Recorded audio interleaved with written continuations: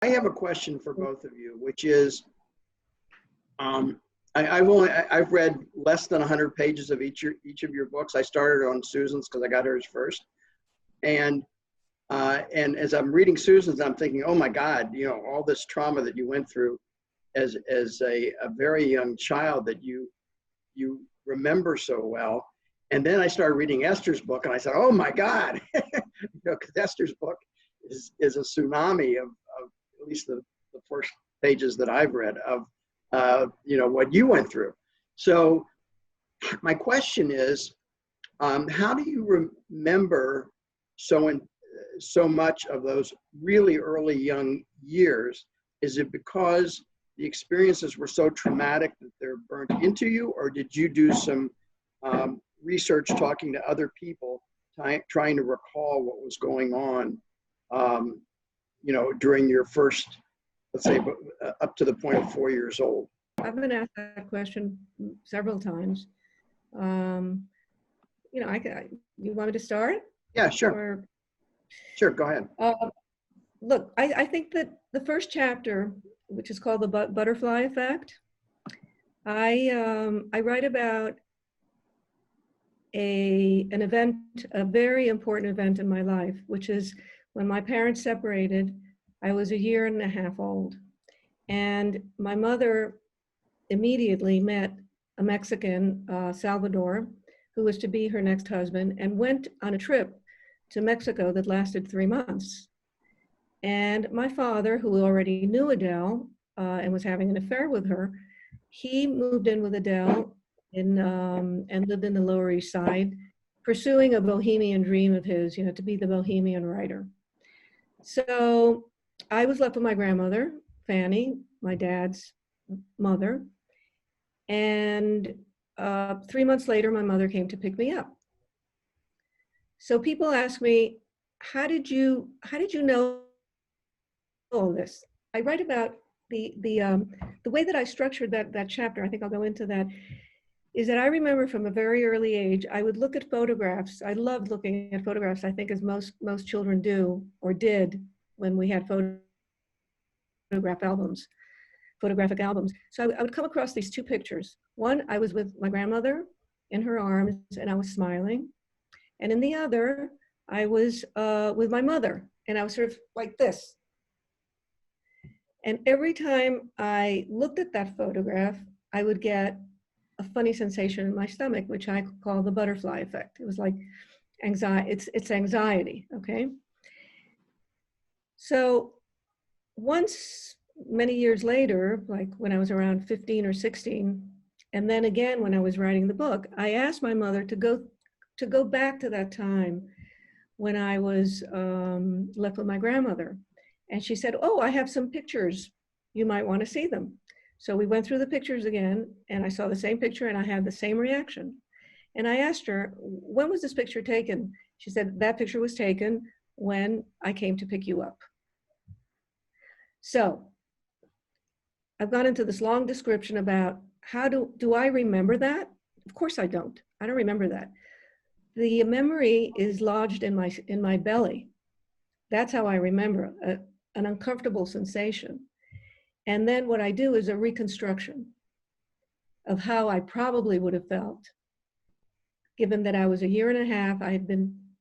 My parents disappeared, then my mother reappeared and took me away from my grandmother, pulled me away, which is a sensation that I have. And again, it was another loss.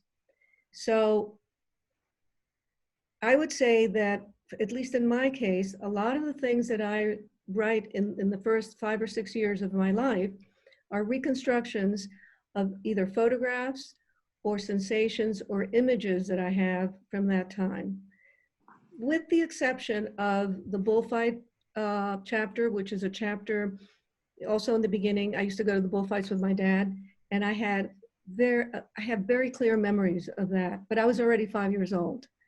And it was also a very traumatic experience.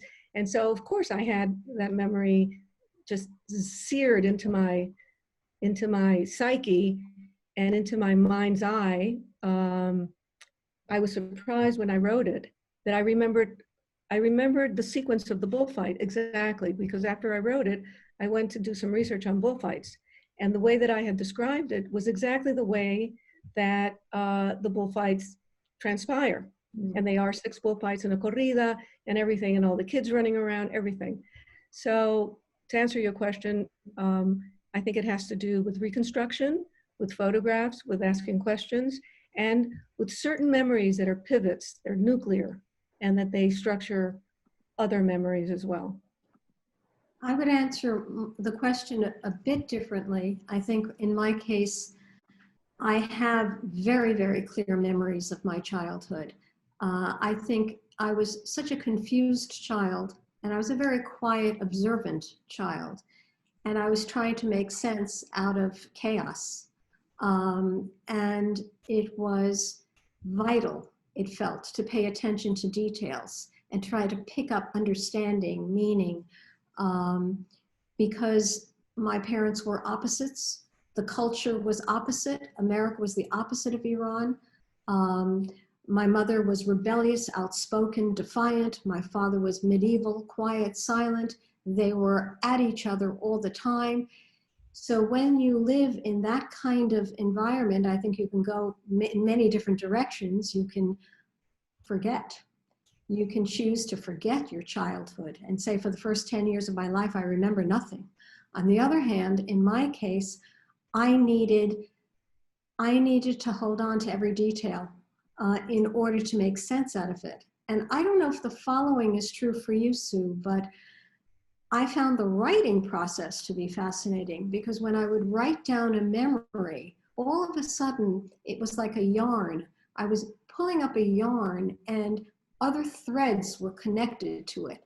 And suddenly I would have a memory of something related to that, which I hadn't thought about for 30, 40, 50 years. And then I would like think about that and I'd start writing about it. And then another memory attached to that second memory would unfold. And I found that the writing process was also awakening my memory. Yeah, I the same thing happened to me.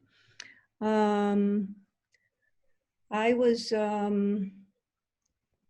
there were certain memories that were very, very clear, and the writing process opened them up even more. For example, the bullfight, for example, my life in Mexico. But then there were other memories that I thought were very clear. See, this is something that I found fascinating. There were certain memories that I had. For example, my dad used to, he would spend 3 months out of the year in Mexico to be with me. And with Adele, he would live with Adele, and they would rent a house, and he would pick me up, and I would spend time with him on the weekends. And then after 3 months, he would take me back to, with Adele, he would take me back, they would take me back to New York on a road trip. Okay. This road trip lasted around anywhere from 8 to 10 days. And I thought I had such clear memories of those road trips. But no, when I started writing about them, I realized that they were all cloaked in a kind of nebulae of, you know, clouds. Everything was sort of vague and hazy.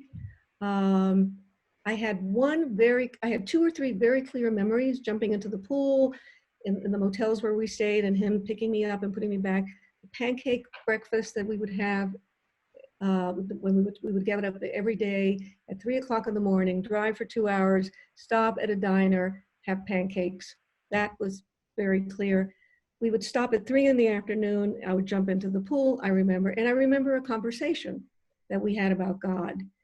And so I structured that chapter around that conversation and about the haziness of that memory. And yet there were other memories that were very, very, very clear, especially the ones about Mexico that didn't really have to do with my dad that much, but had to do with my experience of growing up in Mexico as a gringa, as a little blonde, blue-eyed girl that everybody could point at and say, oh, she's different from us, and my sensations with that. And one last thing, I think that also the process of writing, for me, I don't know about you, Esther, was was for me a second analysis.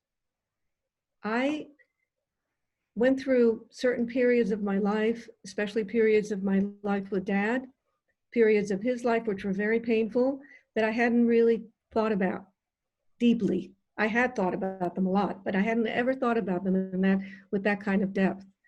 And I also laid those to rest.